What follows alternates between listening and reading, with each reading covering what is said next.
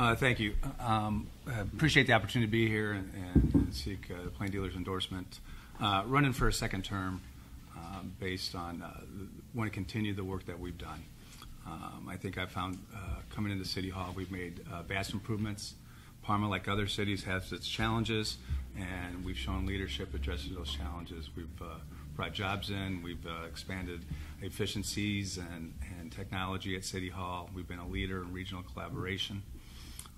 And we've had a team effort. Our city motto is progress with partnerships, and we've done that. You have to do that in this day and age on running local governments with the cuts from the state, with the difficulties doing business is becoming more challenging. You have to be creative. So we've been creative with the county as a partner, creative with our neighboring suburbs, and working together. Whether that's with the West Creek, with the Cobb County Disability Board, over with Cleveland Crops at our farm, and with the mall. We had a wonderful partnership. Our mall, my first day in office, was in receivership. I got a call that Macy's was closing, and now you can look at the transformation that's taking place there.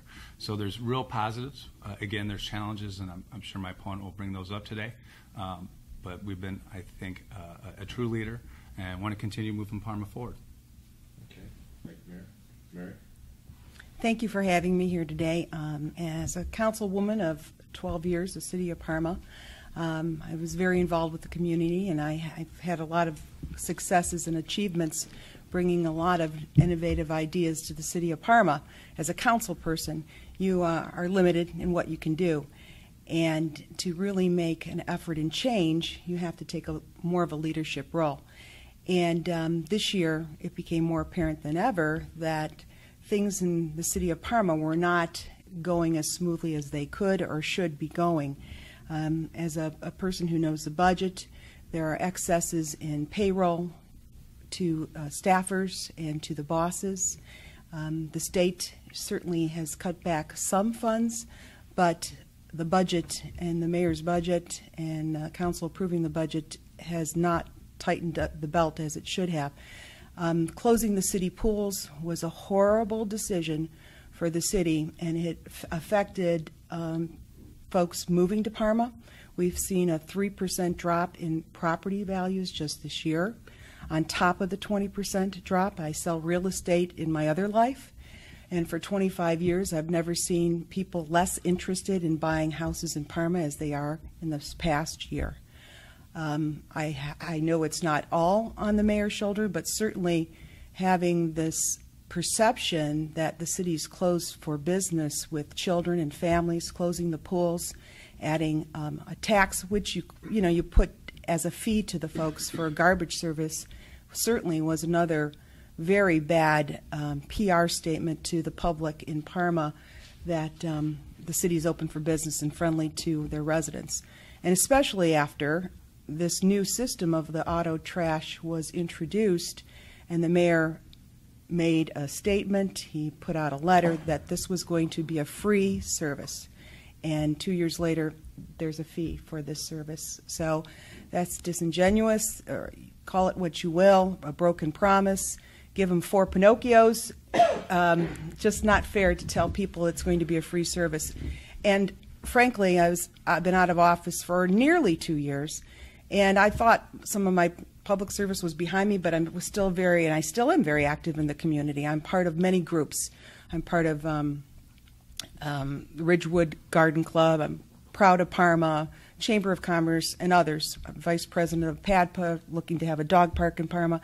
But when so many people called, emailed me, texted me this past 6-7 months when the mayor announced that he was closing the pools, and they asked me what they could do and what will I do, I gave a long, hard thought about getting back into the political world. I'm not a career politician like the mayor is.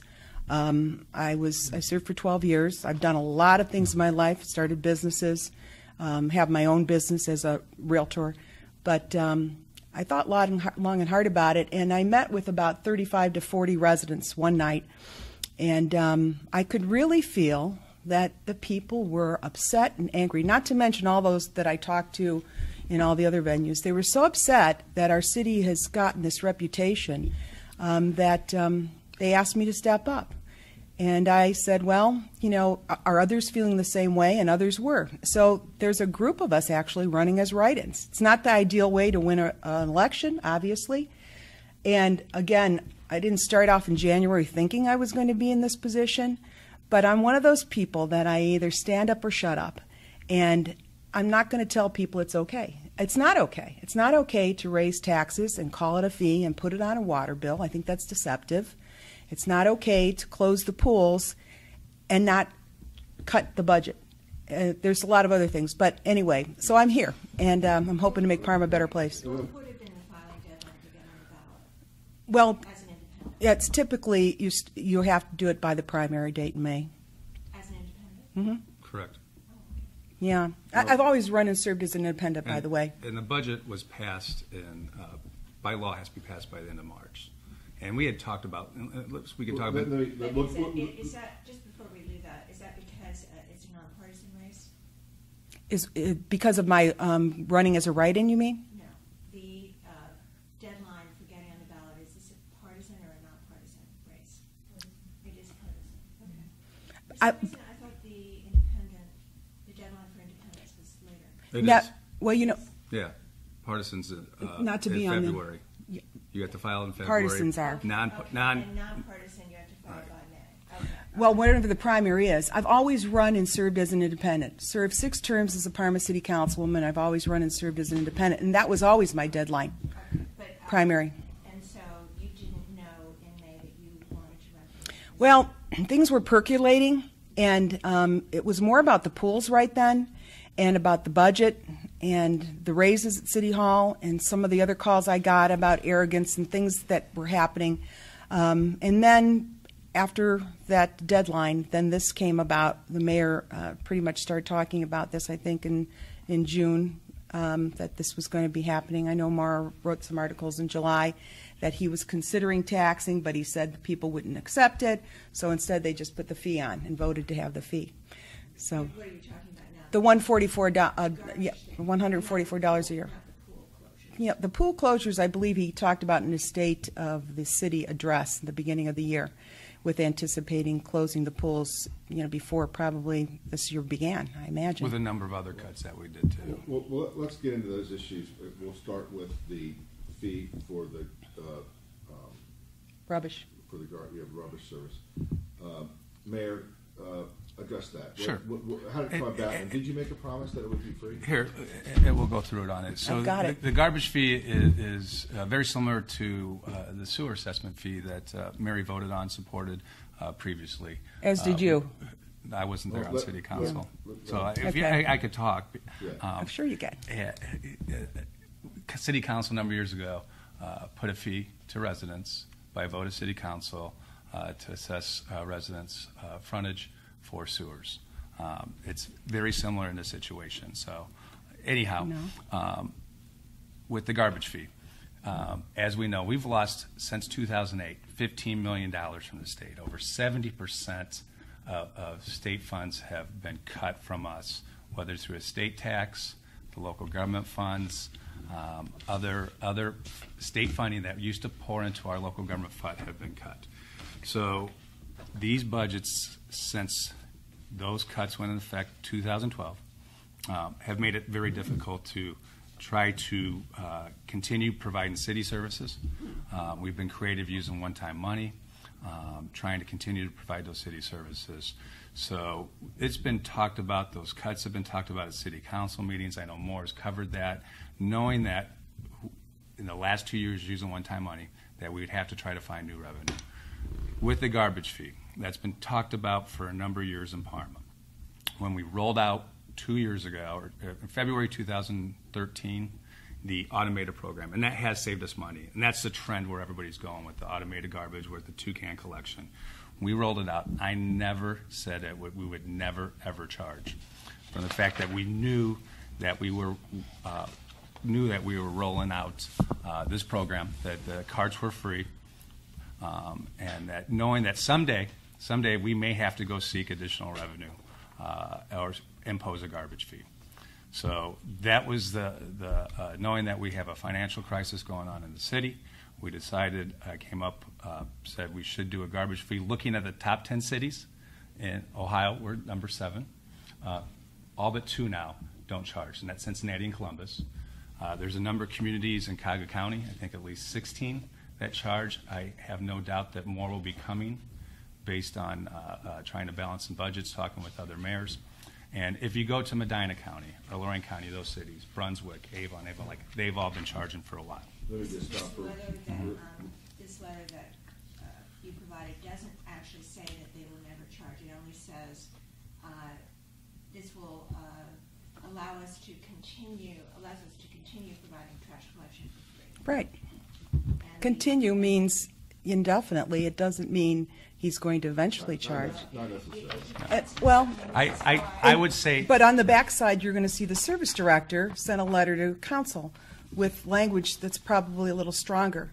And this was mentioned at the meetings. The mayor had all these meetings, and he added more. This was requested. These meetings were in part requested by myself and Councilwoman Line.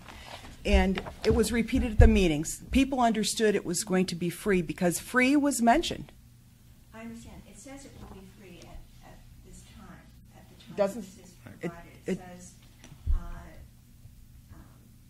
It says again, allowing the city to continue to provide trash collection at no cost to residents. At no Then it cost to doesn't residents. say- Forever. I understand that. Nothing is forever. But people read it to be free. They were going through the system of automated change, and very many residents were upset. I think Maura might have come to one of those meetings. I don't recall. She But wasn't. City Hall was overflowing with residents who were really concerned about how this was going to affect them. We have a lot of seniors in Parma, and they don't use these carts. They can't handle them. They're big and bulky. Nonetheless, good, bad, that's not the point. The point is, this service, when they came to City Hall and went through these meetings with Mr. Kidder, the mayor, and the service director, the impression to them was this was not going to change their pocketbook, that this service was a better service, and although they didn't believe it. For 2.5 years. Exactly. I mean, the implication is if you had Okay. done it, they would have had to charge. But if you talk to the people in Parma, they believe that free meant no fee, and it's changed. So I'm telling you what the people feel. And this new tax fee is taking a hit of the folks, and especially the senior population, who are trying to live on a very fixed income in Parma. This is a big problem. And this is what I was told by the mayor, But free. Parma itself has to live on, a certain fixed income. Of course, So what of course. other cuts would you make in order to restore free garbage service? Well, that's another story altogether. There has been several efforts, myself included and others, who've suggested to this administration, even the past administration, but especially when Mayor DeGeeter took office, to have a performance audit done by the state of Ohio. They have identified millions and millions of dollars in savings for entities, whether it's cities, school boards, they've gone to sheriff's departments, they've gone to counties, and they identify savings in an unbiased way, and they don't have to go into every department and scrutinize, but they can certainly evaluate. They did it for the Parma schools. And this administration has refused it. Mayor DeGeeter has said he can do it himself. I don't think he can. He's given raises to the bosses for 4 years that he's been there. How can you give raises?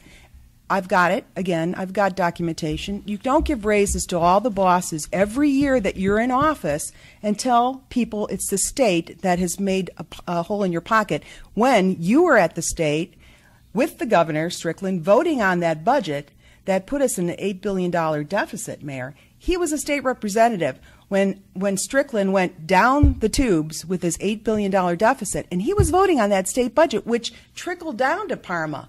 And now the effects are hitting us. That $8 billion budget was a projected figure that Governor Kasich cited when he took office, and actually didn't transpire partly because the state cuts under Governor Kasich, and partly because revenues actually strengthened at that point. There's That been was right after the there's been Maybe different. we should let the mayor. Sure. thank you. So, first, Mary did vote for the garbage automated program as well. Because I was told it was going to be And free. It has saved us a significant amount of money, annually $800,000, and it's increased our recycling. We went from 5% to 35%. And we're partnering with our STEM program at our schools, others to try to get more word out, encouraging more recycling. So that can only help us, because the less amount of trash that goes to landfill, that reduces the actual cost of garbage collection. So talking about performance audits, I've never been opposed, but I've been opposed to utilizing the state auditor. First of all, they're not free. A lot of the things that recommendations that they take include items that you have to negotiate through the collective bargaining process. And when we first came into office, every day we come in and do a performance audit. First day, I don't replace my name on the city park signs or at the fire stations. I don't take the city car home. We eliminated the city keys. We eliminated frames and now use folders. So small costs like that, but I think that makes a huge impact in how we govern. We took our civil service commission and our purchasing personnel, combined those, eliminated some redundancies, tried to improve efficiencies, and eliminated a position, totally eliminated a position. So even before taking office, met with PFM, who has done work for a number of cities, done work for the county, to look at, to do coming in financial planning, audit. We just never pulled the trigger on it because there's a cost to that. 2 years ago, I wanted to do a first-time home buyers program for college grads, trying to track residents. Creative, we announced it in the state of city address. We've just never had excess funds to be able to do that. And, I want to go back to the pools because Mary makes a lot of comment on that. So looking over the body of work, let's look at our rec department, what we've done, because we've been a very pro-rec administration. I'm a rec family myself. We've come in. We now have online sign-ups for rec.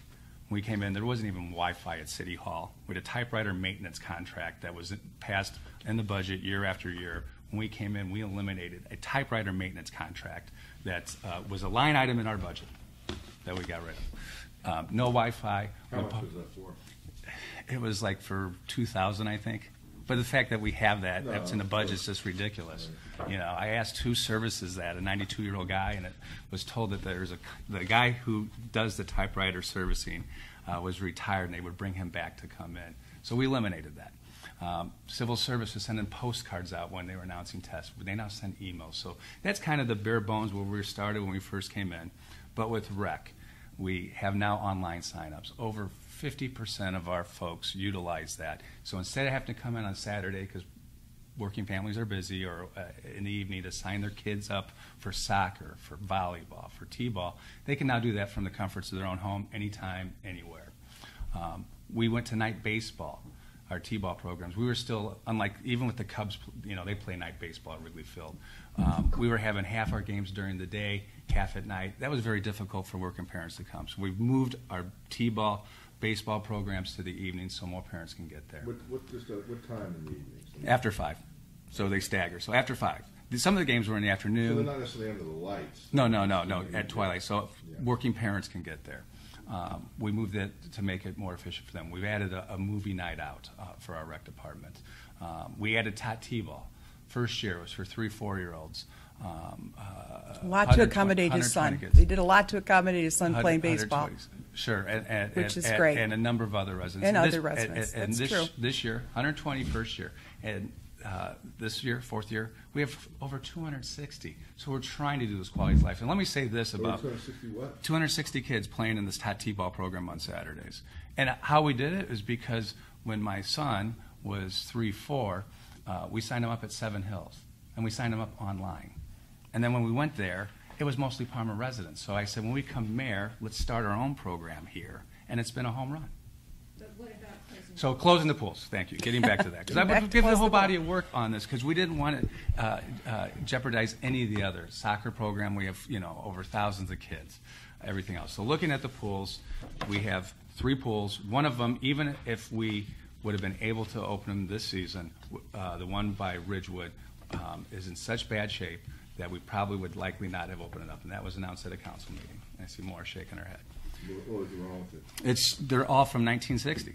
They've been ignored by previous administrations. I mean, and I guess he's pointing at Mayor DePiro, but. Let him. Oh yeah, sure. Thank Sure. you. So they are the same pools as they were built from the 60s. And there's been plans I've seen through years past of upgrading, but it's just never been done. So looking at that, our pools have a very short season too. They're open from June to the middle of August. By not opening this year, we saved over $200,000 on costs associated with those pools. Do we want to open them next year? Absolutely. Tough decision? Yes. You know, when I'm going out there and going to soccer games, t-ball games, you know, talking with those fellow rec programs, having to explain, but we also cut a meals program in our senior center, we didn't buy police cars this year. There was a number of other cuts that we made. We haven't replaced personnel at City Hall. We've saved over $1.75 million in not replacing, eliminating positions or deferred hiring. So we've made difficult decisions, tough decisions, decisions that need to be made. And with the pools, not just letting it go, we also went to neighboring communities, you know, working with them, trying to make accommodations for the kids and the pool users as well. Yeah, where did they go? Worked with Brooklyn, Seven Hills. We reached out to other communities, but you know, Brooklyn offered a discount for Parma residents to come over. You know, and that just shows the working relationships that we have with our neighboring cities. And in fact, when we came in, we don't have a rec center. Seven Hills does. Parma residents now can join Seven Hills Rec Center at a Parma rate. They can come over to our golf course and play golf, Seven Hills resident, at a Seven Hills rate. They can use our ice skating rink as well. Seven Hills Rec Center has a pool? They do. Outdoor pool? Indoor pool. Yeah, but Brooklyn's is an outdoor pool? Both. Okay, so, and how far would they have to go to get to that Brooklyn pool as opposed to the regular pools? Well, it depends. You know, I mean, of course it depends, but just in, you know, from the city center. From the city center, down Ridge Road, a couple miles. To Brooklyn. Yeah. And then Seven Hills Rec Center is right there. I mean, it's right on our border on Broadview Road. Yeah. Several miles. Talk about the fact that you gave raises to people. And here's a case of the raises. So going back, they are within the ranges, and the ranges were set by council, by Mary. I think she was a sponsor of it. No, wrong. Mary, you were. Nope. And you tied in those raises. I have it. I'm not gonna. I'll give you the paperwork afterwards. But council set the raises. We have not touched or set the ranges for salaries. We have not touched those ranges since I've been in. What she's referring to is the chief of staff's position. No, I'm referring. Don't say what I'm saying. I'm referring to everybody. I know, but he's saying what I said, but that's not what I said. You will be able to. I understand, Goodbye. but he's been talking for about 10 minutes right now, so I understand. Yeah, I think it's I understand. pretty even. I just want to, when he says I said something and it's not true, because he has a history of lying. He does. He does. Okay. It's being videotaped. I hear you. Just letting y'all- I hear you. No, just I'm reminding y'all here. I'm just, you know, I'm just just let saying. him talk. I will. And then I promise you will Good. get I your just response. hate it when he lies about me. Go ahead, Mayor. Okay. So, having said that, there on the budget worksheets also, I'll step back. There hasn't been. So I'll give the one example. The chief of staff laid that out. He's within the range. It was different personnel. Range that's set by City Council, Mary, and again, we haven't touched that. She voted on that. There's tied to that. There's also, those are Schedule A employees that are tied when ASME does get a raise, our union at City Hall, that those ranges also expand. That was set, and it hasn't moved. I have the ordinances here. I'll provide those later. But anyhow, also it was voted in the budget. In the budget, the 2 years that Mary was there, never objected, voted for the 2012 and the 13 budget. And again, within those range, you have a range set. So there's a new chief of staff person. Other than that, we have not given these excessive raises that I've been accused of. And when you look at our budget documents, the year before prior, so if it's a 2015, that is a proposed budget. Okay, so within that line item for each individual position includes their base salary and additional benefits that they receive. And then the previous year is what actually was expended. And I know Maura knows this because she's been there. We've explained this to her and showing how these budget worksheets works, because it appears each year as you pass a budget, the previous year it is reduced in that line item on what's proposed. Now, not everybody cashes in all their benefits in addition to their salary, but it looks like it's much higher, and it looks very misleading, but it's not the case. Okay, so just to be clear, so these budget figures on the worksheet, are these salary plus benefits? Correct. To begin with, okay.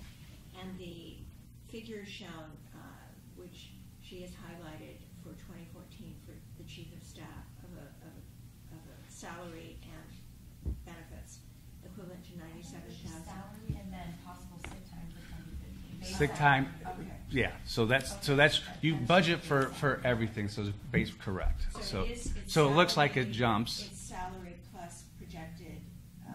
If they could time. sick time cash in, or whatever additional benefits that they would have. Okay. So in other words, the chief of staff last year did not make $97,482.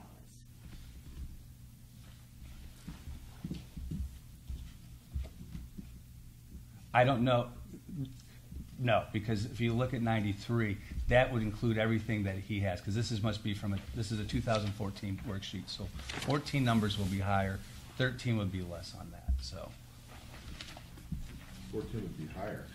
14, because that's from the 2014 budget. So that's what's being proposed. So that 14 number includes everything that would be available. But it's And a 13. apples comparison between 2010 and 2014, in other words. 20, not 14 to up to 13. 2010 is so over 3 years, this person's salary and benefits combined increased about 50%. So it increased in 2012 when I came in, because I replaced the previous mayor's chief of staff and put him within the range based on his experience and Okay, so background qualifications. so the chief of staff in 2010 and 2011 was different from the chief of staff Correct, in 2014. correct. So you gave a raise to your chief of staff. I wouldn't say give a raise. I would say that I put him within the salary range. Did he make more than what the previous chief of staff was? Yes. Okay, so that's a raise. That's an increase. Increase, correct. What's your chief of staff's name? His name's Mike Culp. Mike Culp? Yes. C-U-L-P? Yep. How did you end up hiring him? I knew him from Columbus. He was a chief of staff for our House caucus. He also worked under Strickland administration, and when he became mayor, asked him to come up and help me run the city. So he wasn't even a resident of Correct. Parma. He came up. Did he bring his family with him? He's single. Single. Came up here and established roots here in the community, and since he's moved here, lives in Parma. Okay, so another one that was highlighted is for the clerk of council. By Mary's calculation, that was a 28% raise over 5 years. And I don't believe that's the case. And again, that's a council office. But anyhow, we have not touched any ranges within the guidelines that were set. And again, all those are the same as they were in 2012, 13. And again, Mary voted yes on both those budgets and set those. His budget. Well, I guess to cut to the chase here, Mayor, when you came in, I assume you brought in a different safety director, a different recreation director, a different tax. No, commissioner? not totally changes. I changed a handful of positions. Did you but change the safety director? No, Did you? You were not the safety director. No. Okay. Did you change the recreation director? no, The tax commissioner? no. Well, that's not under my That's not purview, under but your no. purview? Okay.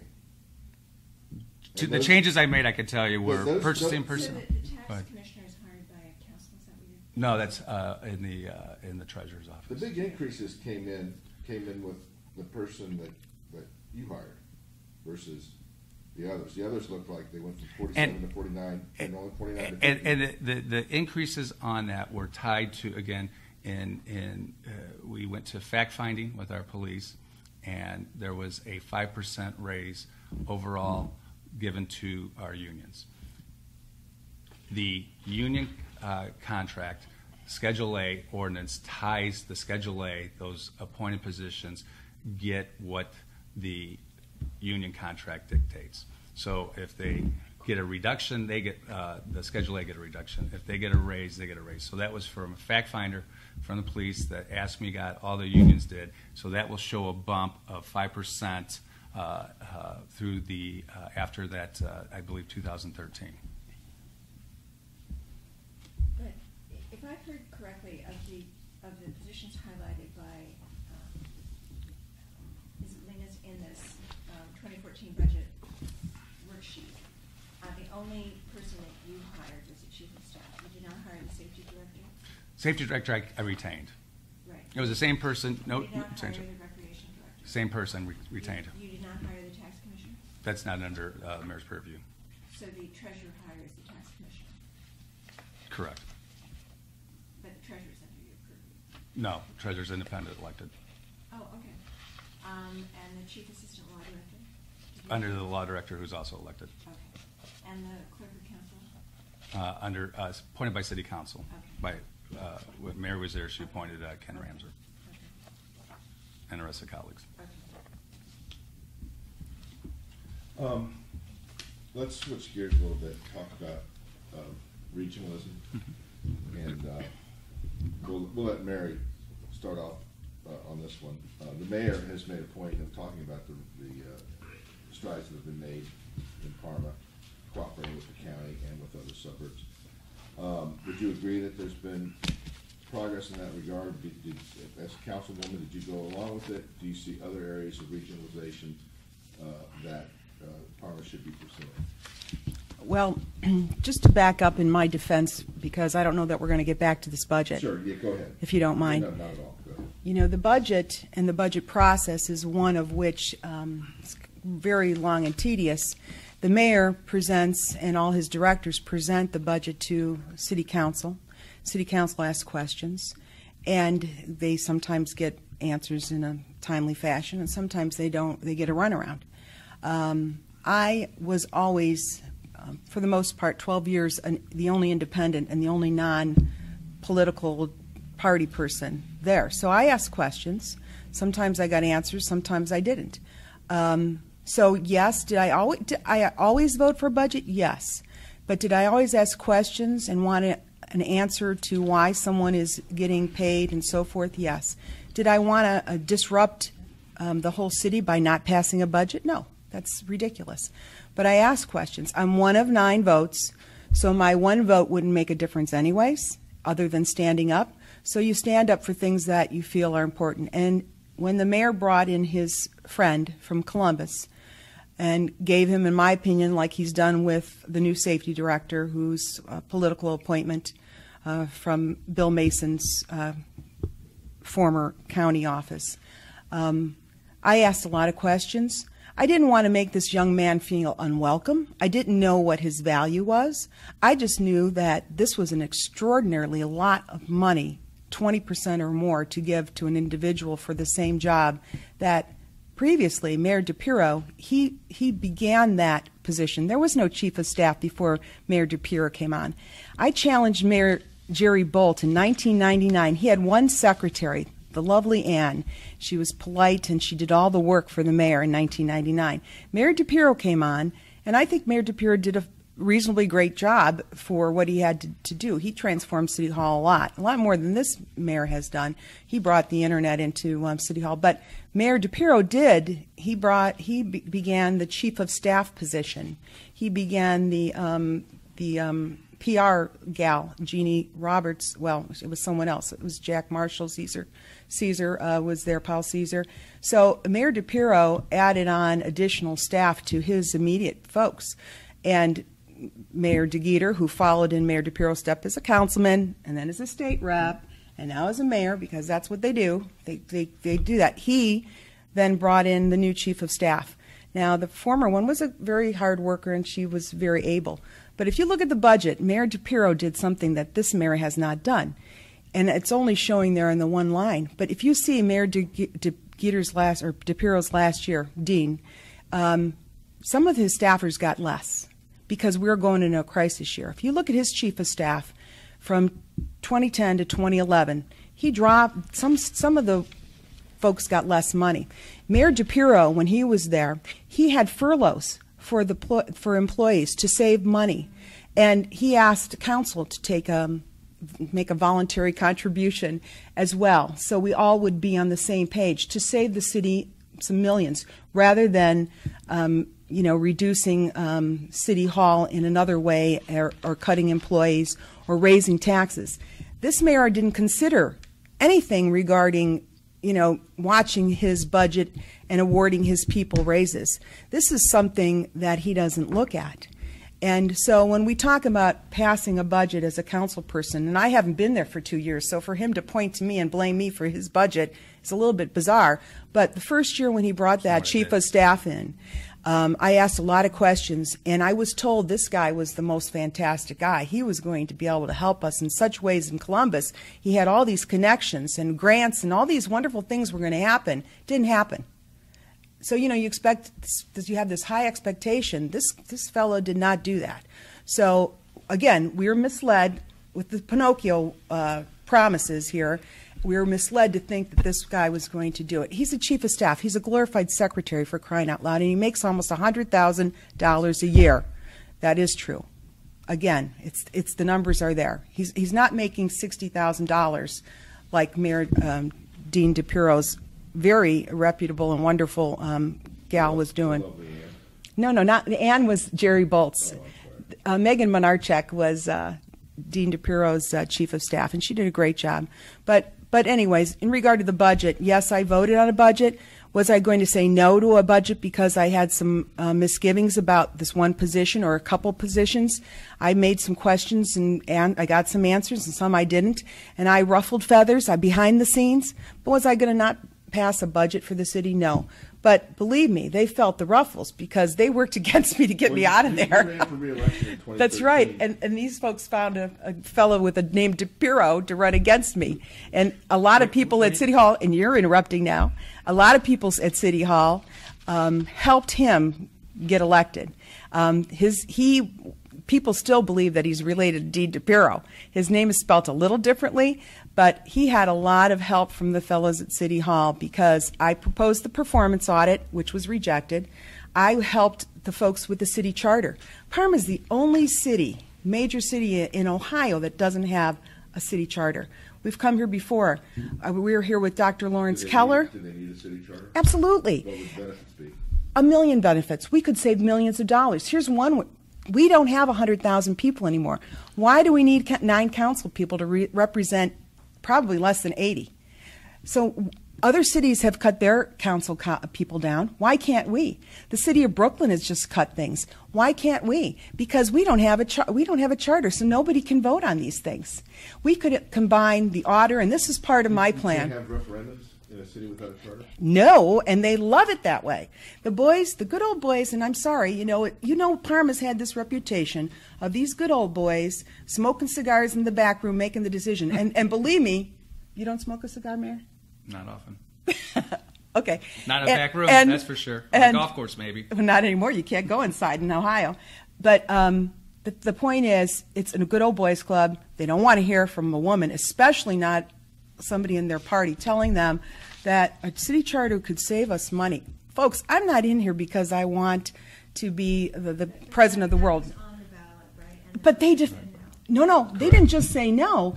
They put together a team to put out literature to tell them that we were taking away their voice if you vote for a charter, which is it's absolutely the opposite. Every city has a charter. Yes, I did. Yes, he did. Can I answer? Can I answer? I'm sure you can. Please. So I did, and it's been on the ballot a number of times. But the devil's in the with detail them fighting it on a charter. You don't know what it would look like potentially. But having said that, I lost my train of thought here on these things. How I conduct myself as mayor is very professional. I worked with Mary when she was on city council. We worked together. Yep. Mary knows that. She supported me before in previous elections. And vice versa. You won't be able to tell that and from vice here. Versa. Because I'm so disappointed. So having said that, I thought he was going to be better. And again, I did not get involved in her council race that she lost 2 years ago. I did not. Did not. Oh, okay. Did you vote for her? She's not. Was in my ward. Oh. How did you get the charter issue on the ballot if the citizens of Parma weren't able to? There's a charter. Right. I'll tell you, it was really hard because we had to get signatures. And they love it when you have to go out and get signatures. That's how you always get referendums on the ballot. But huge signatures in the case without a city charter. It requires more signatures. Yes, it does. Yes, it does. And I'm not the person who ran the show on that because I'm not an expert at city charters, but Dr. Lawrence Keller, I wanted to try to hope that maybe there had been some kind of revelation with folks at City Hall that they might understand that we could save taxpayer monies. We could combine a treasurer and an auditor. We could eliminate council. And we don't need a council president who gets paid. I just wanted to clarify that you can get referendums on the ballot. It's tough, though. Okay. It's tough. Mayor, why didn't you use the furlough option, the give back The option one, with your senior the staff on, and when we, you're looking at closing city pools? sir. So and again, here is a, we've saved 1.7 on efficiencies, not replacing. Those show some of the positions we've eliminated, not replaced service workers on it. The furloughs that Mary was referring to under Dean DePiro were negotiated with the unions. We have 10 bargaining units within the city. Believe in the collective bargaining process, and we're going through that process right now with our units. So that's how that was done previously. So again, trying to be creative. When there has been a vacancy, we've not replaced it. We've eliminated positions, deferred hiring, utilizing those things at us. Now, are those other options still available? If we can pull the trigger, yes, but I don't want to have to do that either. It's hard enough with the reduction of the workforce to be able to get things done, whether in the service department, rec department, purchasing personnel. It's been extremely difficult. What are the salaries now? Let me just, I'll share this with you. Okay, I think I see it. So you're chief of staff. Okay, he's 95 here. And you just hired a new safety director? Correct. Who's that? It's Mike O'Malley, who was a former Cleveland councilman, who was first assistant at the Cuyahoga County Prosecutor's Office, and also worked, besides for Prosecutor Mason, worked for Prosecutor McGinty, and was assistant director of public utilities for Cleveland. Was he working at the time you hired him? He was at the prosecutor's office. He was still a prosecutor? Correct. And what are you paying him? I didn't replace, same salary as the previous director. Kept it continue. Kept that same as Mary DePiro as well. His job at the prosecutor's office wasn't as an assistant county prosecutor, was it? No, he was first assistant under and then he was a supervisor for McGinney. I'm not sure. He actually marked the files District 2 and also Parma, so he has good familiarity with Parma. Our felony cases that were going down, knew our police officers, and also was very successful. We got a $92,000 grant from the prosecutor's office recently for dash cams from him. Us being proactive with the funds that the prosecutors have. So all our cars will have dash cams now. But he was an assistant county prosecutor under McGinty. I mean under Bill Mason and then McGinty. Correct. Okay, but he was kind of out of favor with McGinty. From what I understand. I don't know. I mean, he was a supervisor under McGinty. I know. Yeah. So. Talking about those, just going back real quickly to the pools. Are you saying that if you're mayor again next year, that you won't close the pools? We want to get them open, absolutely. So you won't. You can say categorically, or yeah, I'll say categorically. We'll get them open, and every couple of years we look at, and I think it'll be time a review. Our rec director comes before council, and this is done on a regular basis to look at our schedule of fees for our programs. And I think our baseball, volleyball are all competitive. So we look at surrounding communities, and again. The one by Ridgewood probably not be open, but we have some alternative ideas that we're working on right now. You got a lot of grief for closing those pools. It did, but it wasn't unexpected. But also looking at that body of work for $200,000, with the budget problems that we've had. What's your total budget amount? It's around 47. 47 million. Yeah. Looking at the short season, looking at the condition they are. And we're looking, on a new program for next year on another one. So, and we did try to find creative partners, out there, seeing someone could help with them, and it just didn't happen. Mary talks in her literature about. Can we talk about regionalism? I know you mentioned that. We did. Yeah. Okay, let's do that. Because we never did. You're right. But you asked me the question. All right. Take 3 minutes to talk about regionalism, and then we'll let the mayor take 3 minutes. Well, Take 5. Take whatever. no, I don't want Go to take ahead. 5 minutes. All cities are looking at all ways to utilize regionalism and sharing services, and it's been done in a lot of different ways, whether it's purchasing salt and recreation now and different things. So I see that a lot of cities are coupling up with each other for a variety of different reasons. So absolutely, there's opportunities in a lot of different venues, and they're open to you when you're sitting in the seat and you can take a look. But I know that Mayor DePiro brought in the city of Parma Heights when I was on council, wanted to start working with them in regard to the safety department and the comm center and things like that. So it's kind of an ongoing, and it'll be, I'm sure, a continuing process. And that's what's going to be happening, I'm sure, all over the country. Just in regard to, I wanted to say one thing. The mayor's talking about all this recreation. It pretty much revolves around his interest in his son's baseball, which is what he's mentioned a lot. But I'll tell you, the people in Parma are really unhappy that we're the 7th largest city in the state and we don't have a rec center.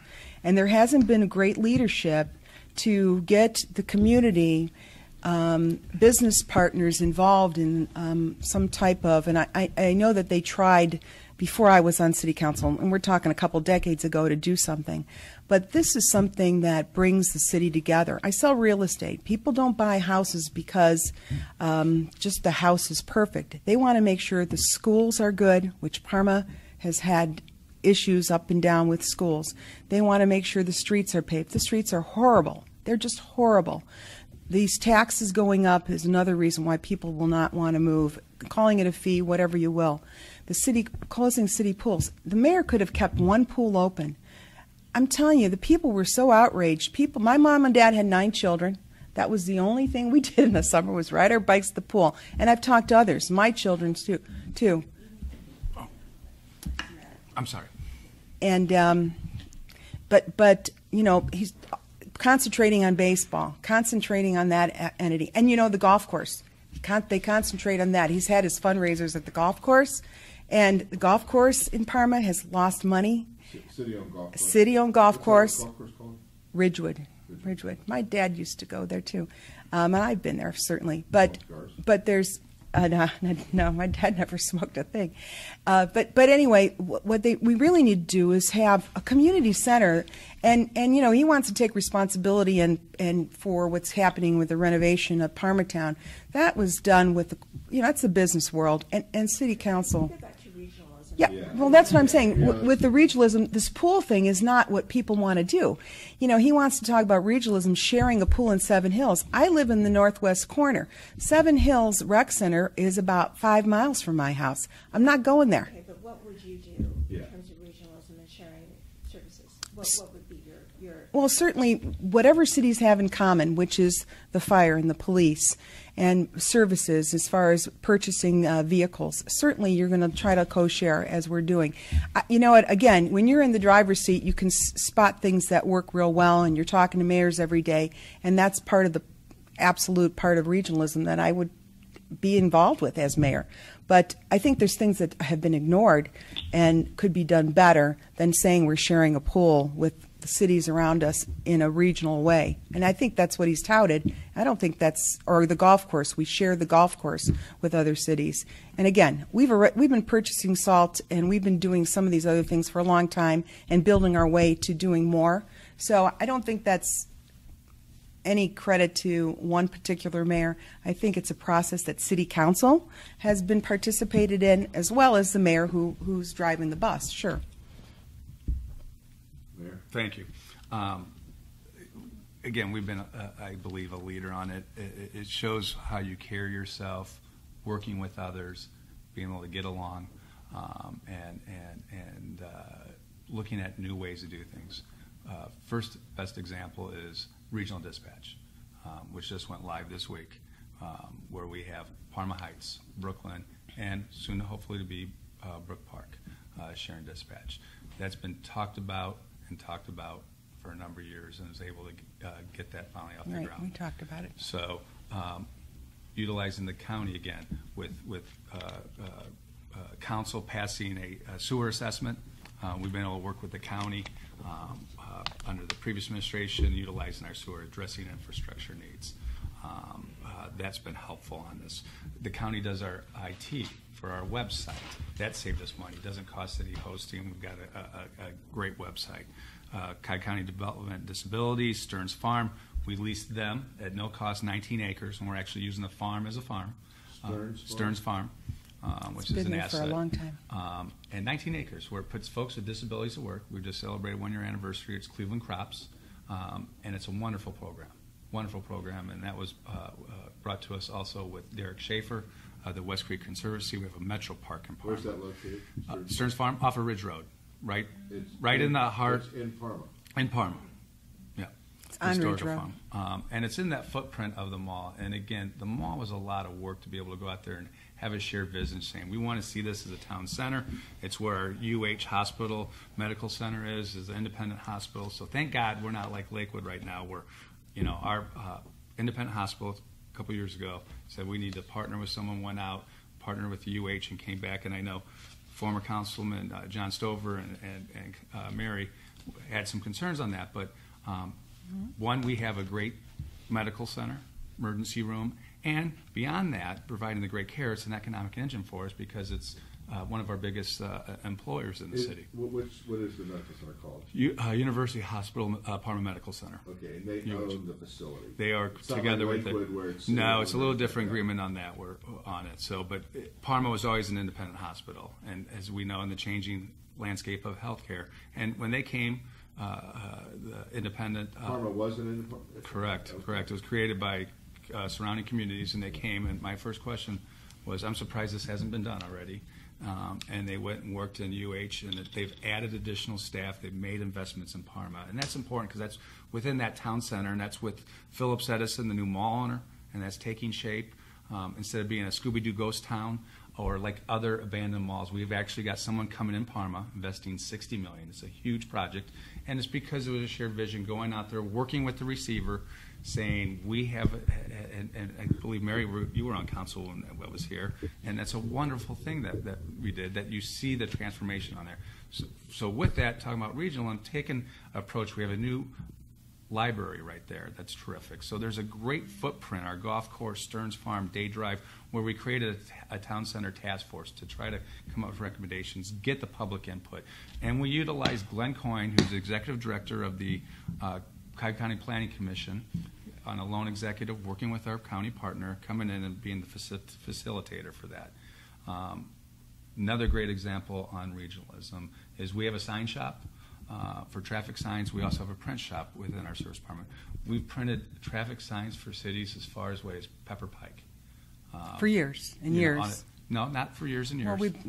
Well, Printing for North Royalton, utilizing that. So if we have, I've always said this is my approach, and we did it at Op Peace first got in, is if it can help other communities, doesn't cost us anything, that's a win for the region. So we'll look at that. So we're always entertaining. We do a lot of cooperations with our schools, civil service testing, buying the rock salt, as Mary mentioned, is one. They allow us to utilize their gyms, their fields. There's a great cost connection there as well. Would you ever consider regionalizing or sharing police, fire, EMT with neighboring communities, or do you feel like those have to be Parma-specific employees? I don't think so. If whatever model works. I mean, on this regional dispatch, it became ours on it. There's different models you can do as a council of governments, however it works, and we're open to that with discussions. And I can say the surrounding mayors in Southwest, we get together monthly. Each one holds a breakfast rotating, and it's a great way to figure out what's issues going on in your town. It's a little bit better, a little smaller than the Cuyahoga County mayors and managers, and it gives us an opportunity to get together and find ways. And that was started by Mayor Delaquila when he first came in 4 years ago, same time I did. And it's, mayors on both sides of the aisle, that are trying to work together and facing the same similar mutual issues. aid agreements? Mutual aid gates all around us. All around. Yep, all around us. And one last thing too, we've also worked with Congressman Renacci We give him a space just for utilities, and that's a great benefit to our residents. And we've been aggressive. His office, his district office, and we've been aggressive in the last 2 years. We've received a total of $3 million grants from the Army Corps of Engineers, and that's been able to utilize projects out there that have been sitting around that haven't been able to get done, and addressing our infrastructure. Ms. Galinas brought up the fact that as the 7th largest community in the state, you don't have your own rec center. Sure, absolutely. You know. And also, just to circle back to something she said very early on, that she felt some of these recreational issues, lack of rec center, closing of the pools this summer, had depressed demand for housing in Parma. If you could. Sure. So on the rec center, a number of years ago, it was put on the ballot. Would I love a rec center? Absolutely. Who wouldn't? But how are you going to pay for it? That's the key question. How are you going to pay for it? In fact, Seven Hills, their rec center always runs in a deficit. You know, a lot of the rec stuff is quality of life that costs money. So would we like to have one? Absolutely, but it's the cost affordability. Are the residents going to support an operating for that? The cost, how are you going to build it? You know, the golf course, and let me talk about that. That's a gym that we have within the center of our town. We would search for a new clubhouse pro, found him. He came from Pennsylvania. We did a big search. We have a new superintendent that came from country clubs, Fox Meadow, I believe. The course is looking terrific. Obviously, golf is weather dependent, but we do have great rec amenities. But again, going back to a rec center, you know, they run specials. So right now, you can go out for a cart at 18 holes, $18 right now, winter on it. So yeah, so we run specials. He's been aggressive. You can't just open up the garage door and expect the customers to begin there. So he's out there actively trying to get the people to the golf course, and it looks terrific. New website, trying to track that. He sends out emails. You can get on the email list. Stuff that should have been done a long time ago. When we first came in, we put an ATM machine in there. That wasn't ever done. We partnered with the Ohio Lottery, put a Keno in there, so in the clubhouse. The clubhouse needs, we definitely need to do clubhouse somehow. It's very old, and you know, it would be great to have a banquet facility, but again, that costs money. As far as, you know, focus on baseball, that is not the case at all. We have wonderful soccer, volleyball. We have a great Parma Pride program, kids with disabilities that we partake, that I buy the shirts for. You know, wonderful rec program. We're very pro-rec. So again, having said that, we do market Parma. We have great amenities there. We've worked with the realtors to market, show some of the showcase. Difficult decision on the pools, yes. Will we get them open next year? Absolutely. And we may have something even better coming in the works too. So Brooklyn has a rec center. Seven Hills has a rec center. Middleburg Heights does. Middleburg Heights has a rec center. Everyone around us. Yeah. Right. And again, Seven Hills up until this year, first time that they've actually not been deep in the We've talked to rec. Mayor Delaquilla about that one.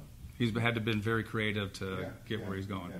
And part of it was our agreement, working to bring in additional Parma residents. He mentioned that. And also bringing in UH Mhm. to do with having physical therapy And center. speaking of UH, so not rec center, but we've utilized with them exercise paths in James Day Park. You know, our Veterans Park, we have a free putt there. That's there. We've had investment with additional new playground equipment. In fact, this weekend, there's a group that All Kids Playground. It's an adaptive playground. They went out there, raised the funds, worked. We partnered with them, utilized some of our grant money that we got from UH for them as well. So, again, it takes partnerships and working with others to get things done. I think we're running probably close to the end here, but the question Betsy had about the housing values and the housing stock. Sure. And if you all could just quickly. Sure. I can say on that. Obviously, one of the great things about Parma is, one, we're relatively safe for our size, being the 7th largest city. Wonderful ranges of housing stock, and for the most part, most folks maintain their houses. We want to do that. We did have a dip. We've argued a little bit with the county under their new tribe methodology that they've used this year, trying to get understanding how they, did pockets.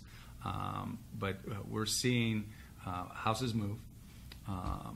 We also have utilized different tools. In fact, our inspectors have ticketing power. We made that a priority when we first came in. It took about 1.5 years to get everybody on board, so our inspectors can now issue minor misdemeanor citations. And that was gone back as far as back when I was just a law clerk in Parma Law Department. And we got that done. I voted for that. And we got that done, finally. And, that was where council came in.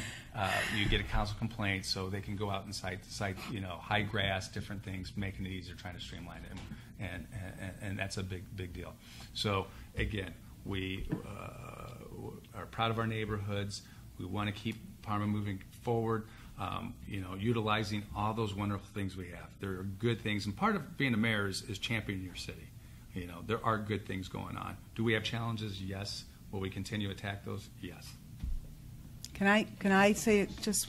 Can I just say something? Yeah. Can I? This. Well, just address the housing stock. Here you go. This is the housing stock. I know so many people that live by these closed pools, and this is what they saw this summer.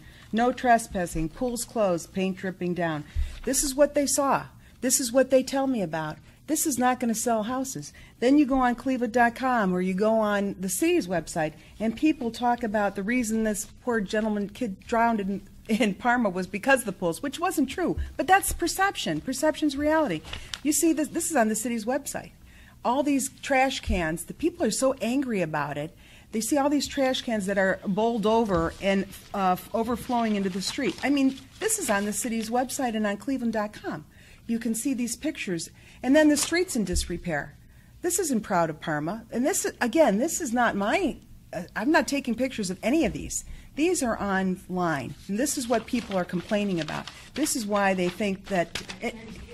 Can I just say one more thing? He had about 10 minutes. Can I just go on? Of course. Okay. Okay. Yeah, okay. We were asking him to respond to something you had already said. Okay. Right, Mary Buchholz had asked about the deer, and when Mayor Buchholz was in here, he talked about a program coming down from ODNR that is putting together a nuisance permitting program for urbanized areas. He mentioned Parma as one of the cities involved. He said this would include sterilization, bird control, and bow hunting. So is Parma working on this to get it on the ballot for the spring? There is a working group of communities of North Royalton, Parma, and commend Mayor Stefanik, who's really taken the lead. Broadview Heights, Seven Hills, I think Strongsville maybe even is part of this, and Parma Heights, looking at trying to attack the deer problem on a regional basis. So it's a work in development. Earlier this year, you had a number of mayors go down, meet with the head director of ODNR, looking at how can we work together to find up a process to address the deer program. So continue working on that. Not all the details have worked out, but hopefully by the end of the year we'll have some type of plan we can bring back to the city council. This is something that could be on the ballot in the It could spring. be. I know North Royalton and Seven Hills are working Yep, through that. and we're at the table with them as well. Would you support that plan of combined sterilization, bird control, and bow hunting in Parma? Well, I would, it's going through the nuisance thing where it would allow for bow hunting. There's Department of Natural Resources down, I believe, in Southern Ohio have utilized a pilot project on the sterilization. We would love to have that too. We've heard that, residents talk about that. So we're looking at all the options there, but it takes a regional approach. Already the Cuyahoga County Metro Parks does culling in their reservations. They've done it the last 2 years, but we have seen a huge increase in deer. You have potential for traffic safety, ecological, all those issues that needs to be done. This hasn't been addressed, and we're trying to find what the best tools and best methods are on a regional basis. This would not necessarily have to be on the ballot, right? This could just be adopted by City Council or ballot. So, but you're trying to get everybody on the same page and moving all those communities. So, looking at all options. I thought he was taking a lead on this. He has been too. He's been right at the table at the beginning, but it was Mayor Stefanik that first kind of put this in the Cuyahoga County mayors and managers at the tire, and we through the mayors and managers, a deer subcommittee served on that with Delaquila did, and then we kind of broke it and go, let's look at our own regional area, try to really accomplish something instead of a bigger aspect. Yeah, because we had the Avon Lake, mayoral candidates were also talking about the Avon Lake program, which is already in place. Right, and they just changed their law on pit bulls, and I think Mary supports that. We still have a ban. I know that part of the group that she's working with. Again, is he's moving speaking the- for me again, So, which is Stand on pitfalls and- We do. one And of the this- few cities that does. But and the I'm not- council president candidate who's teamed with Mary wanted the council to change it, wanted the administration, we didn't. And, yep, I'm sorry. We got on animals, so I start talking with animals and deers. Yeah, and Deer's Avon very Lake. You different. mentioned Avon Lake, and I know they just did something different. So But how soon do you anticipate before the end of the year? I would hope if we can get everybody get unity work. So that would be good. All right, then another question is for Mary. So we talked about this a little bit before, and you said that there's still some fat in the budget. So what cuts would you make that the mayor has not made, and where specifically would you look? I would look to his staff, or that staffer doesn't need to make almost $100,000 a year. So should I staff definitely- cuts be considered before closing pools and charging residents for garbage? I think everything needs to be on the table. I think you have to consider, as Mayor DePiro did, furloughs worked well without a lot of problems. We were able to save a lot of money there. I think some of the staff is way overpaid. Most of the directors in Parma are making almost $100,000 a year. According to the census, Parma residents are on average making $49,000. It doesn't mean that people can't make more than that, but I don't think the average Parma person who doesn't have a recreation center, who has no pool, who's paying more for not only the rubbish removal, but also now going to pay more for Northeast Ohio Sewer District, $150 or thereabouts more, that they can't relate to this type of a budget, someone who doesn't cut there. I think a state performance audit would identify, the mayor mentioned that it costs a little bit of money. It costs very little money. And they guarantee you that the money that you would pay for it, probably $30,000 to $50,000, if they don't find savings, they will give you the money in return. And they have a program, LEAP funding, which they will fund you for over an extensive period of time, that money. You don't even have to come up with the money. You can't ask for anything better. And they have saved, and I've got documentation, anybody can look on the state site, that they have come up with millions and millions of dollars of savings, and I'm sure they could identify millions for Parma, where this mayor hasn't been able to do it. And if I might say, you know what, he talks about the pools only being a few months seasonal. So is the golf course, by the way. The golf course is seasonal, just as the pools are. Maybe a little bit longer season for golf, but they too, rain or shine, they kind of have the same season. And yet they support and keep on chunking the money in there. You're talking beginning of June to middle of August? Yes, beginning of June, After probably first week, Memorial way after Memorial Day, about 2 week, and then beginning of August, middle of August, because of personnel as well. So And it's that- real and short, and it has gotten shorter under. But it's shorter because of personnel, not because of the weather. Correct. Correct.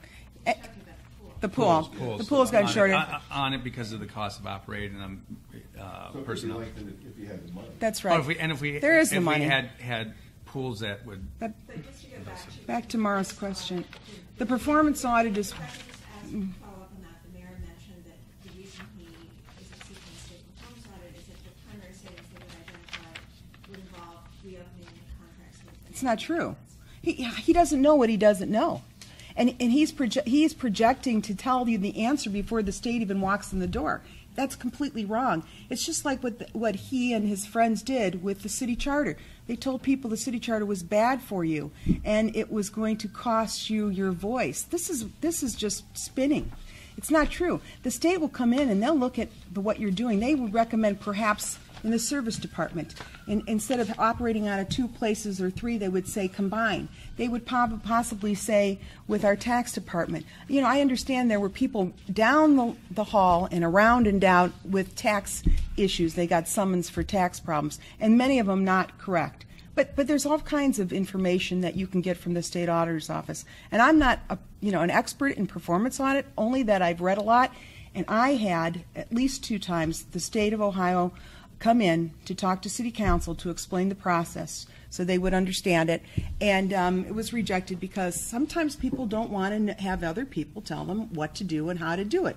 It also identifies problems which might reflect badly on past administrations when they have hefty budgets. They might even suggest that a treasurer and an auditor combined would be more efficient than spending almost $100,000 on each person to put it into one person's pocket, money in, money out of one person versus having 2 different individuals. So a performance audit's one way that I think we could really look and identify. I think supporting a city charter certainly wouldn't be, I mean, that's up to the people, but I would not work against it like they did.